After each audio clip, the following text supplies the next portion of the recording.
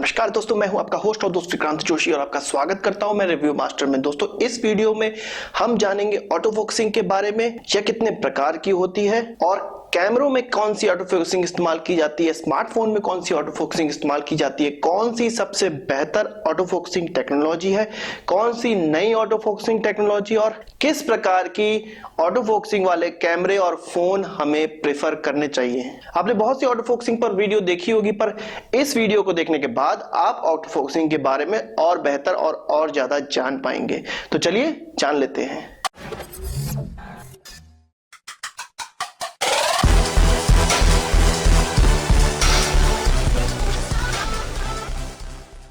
दोस्तों, वीडियो की शुरुआत करने से पहले मैं आपको बताना चाहूंगा ऑटो फोकसिंग क्या होती है। पुराने समय में जब फोटो ली जाती थी तो सबसे पहले नापा जाता था कि ऑब्जेक्ट कितनी दूर पर है। एक टेप के माध्यम से इसको नापा जाता था और उस हिसाब से कैमरे की फोकस लेंथ एडजस्ट की जाती थी। पर आज के कैमरे और स्मार्टफोन्स में इस प्रकार के सेंसर्स आ गए हैं कि वो ऑटोमेटिकली डिटेक्ट कर लेते हैं कि कौन हमारा मेन ऑब्जेक्ट है और उससे कितनी दूरी है। उस हिसाब से वो स्मार्टफोन या कैमरे की फोकस दूरी सेट कर लेते हैं और हमें शार्पर पिक्चर प्राप्त होती है। कैमरे और स्मार्टफोन्स को दोनों को मिलाया जाए तो ऑटो फोकसिंग दो प्रकार की होती है, एक एक्टिव ऑटो फोकसिंग और दूसरी पैसिव ऑटो फोकसिंग। सबसे पहले हम बात कर लेते हैं पैसिव ऑटो फोकसिंग की, जो हमें डीएसएलआर्स या हमारे स्मार्टफोन्स में देखने को मिलते हैं। पैसिव ऑटो फोकसिंग भी दो प्रकार की होती है, पहला कॉन्ट्रास्ट डिटेक्शन ऑटो फोकसिंग और दूसरा फेज डिटेक्शन ऑटो फोकसिंग। आज के बहुत से डीएसएलआर और स्मार्टफोन्स में हमें कॉन्ट्रास्ट डिटेक्शन ऑटो फोकसिंग देखने को मिलती है। किसी भी कंपनी के एंट्री लेवल डीएसएलआर में हमें maximum contrast detection auto focusing का देखने को मिलती है। आप इसका पता इस तरह से लगा सकते हैं, यदि आपने कभी डीएसएलआर इस्तेमाल किया होगा तब आप यदि कोई वीडियो बनाते हैं या किसी की पिक्चर लेते हैं तो पहले इमेज ब्लर होती है, उसके बाद जाके वो फोकस में आती है। असल में उसमें होता यह है कि जो मेन ऑब्जेक्ट है उसके पिक्सल का जो कॉन्ट्रास्ट कैमरे को प्राप्त हो रहा है और उसके सराउंडिंग, उसके पीछे या उसके आगे की चीजों के पिक्सल का कंट्रास्ट जो प्राप्त हो रहा है वह उसको कंपेयर करता है और जिस चीज की पिक्सल कंट्रास्ट सबसे ज्यादा होती है वह उसी चीज को फोकस कर लेता है। आपने स्मार्टफोन के कैमरे को देख सकते हैं, जब आप किसी चीज की फोटो लेना चाहते हैं तो आपकी स्क्रीन बहुत तेजी से शेक करती है और वह जो मेन इमेज है उसको पकड़ना चाहती है। इस प्रकार की auto focusing face detection auto focusing कहलाती है। इस प्रकार की ऑटो फोकसिंग बहुत कॉमन है और इसमें एक बहुत बड़ा डिसएडवांटेज यह होता है कि इस प्रकार की ऑटो फोकसिंग तेज मूवमेंट वाली चीजों पे अच्छे से फोकस नहीं कर पाती है। यही चीज डीएसएलआर पे भी लागू होता है, जिसमें फेस डिटेक्शन ऑटो फोकसिंग का इस्तेमाल किया जाता है। उसकी वीडियो थोड़ी सी आउट ऑफ फोकस हो जाती है और बार बार आपको देखने को मिलेगा कि वो लेंस डिटेक्ट करने की कोशिश करता है कि मेन ऑब्जेक्ट कौन सा है। क्योंकि इसमें कॉन्ट्रास्ट का इस्तेमाल किया जाता है तो मूविंग ऑब्जेक्ट में बार बार चीजों का कॉन्ट्रास्ट चेंज होता रहता है और कैमरा हमेशा कंफ्यूजन में रहता है कि किस चीज को फोकस किया जाए। इस चीज को दूर करने के लिए कैनन ने डुअल पिक्सल सेंसर्स का इस्तेमाल करना शुरू किया है डीएसएलआर में अपने। यदि आप कैनन के 70D या 80D की बात करें तो उसमें डुअल पिक्सल सेंसर का इस्तेमाल किया जाता है, जो कि फेस डिटेक्शन ऑटो फोकसिंग को भी सपोर्ट करते हैं। फेस डिटेक्शन ऑटो फोकसिंग आपको स्मार्टफोन में भी देखने को मिल सकती है, जो कि बहुत महंगे स्मार्टफोन होते हैं जैसे कि आईफोन या गूगल का पिक्सल, उसमें भी आपको फेस डिटेक्शन ऑटो फोकसिंग का देखने को मिलता है।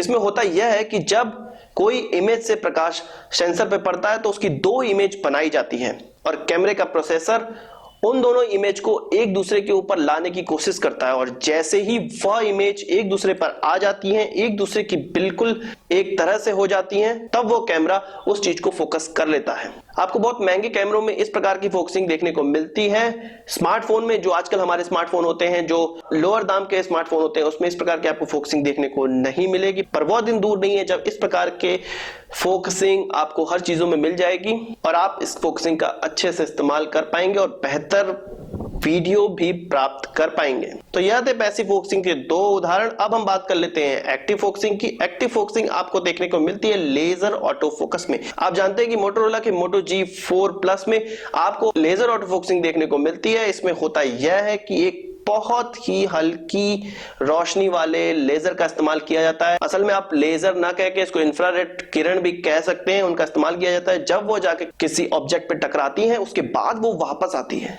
और सेंसर इस बीम के टकराने और वापस आने के समय को नोट करता है और उस हिसाब से अपनी फोकसिंग को एडजस्ट करता है। आप यदि इन कैमरों को देखें तो इनकी जो कैमरों के पास जो लेजर लगी होती है उसमें आप देखेंगे लाल रंग की लेजर आपको बार बार देखने को मिलेगी। यह वही लेजर है जो ऑटो फोकसिंग करने के काम आती है। वैसे तो लेजर ऑटो फोकसिंग बहुत अच्छी है, पर इसके भी अपने कौन है। यदि आपका कोई बहुत दूर स्थित ऑब्जेक्ट है तो उसके लिए यह लेजर ऑटो फोकसिंग काम नहीं कर पाएगी, क्योंकि यह बीम इतनी लो इंटेंसिटी की होती है कि यह उतनी दूर तक ट्रैवल नहीं कर पाती हैं। और दूसरा एक कौन और है, यदि आप किसी शीशे की चीज में, ग्लास की चीज की फोटो ले रहे हैं तब ये ऑटो फोकसिंग काम नहीं कर पाएगी, क्योंकि वह बीम उस ग्लास के पार निकल सकती है और वह लौट कर वापस नहीं आएगी और कैमरे को यह डिसाइड करना बहुत मुश्किल हो जाएगा कि किस चीज को फोकस में रखना है। तो यह थी कुछ ऑटो फोकसिंग की डिटेल। अब मैं आपको बता देता हूं कि किस प्रकार की ऑटो फोकसिंग सबसे अच्छी होती है और किस प्रकार की ऑटो फोकसिंग के सामान आपको लेने चाहिए। यदि आप स्मार्टफोन की बात करते हैं तो फेस डिटेक्शन ऑटो फोकसिंग आपको बहुत रेयर देखने को मिलेगी और आपके पास यदि ज्यादा बजट है तो ही आपको फेस डिटेक्शन ऑटो फोकसिंग वाले स्मार्टफोन मिल सकते हैं।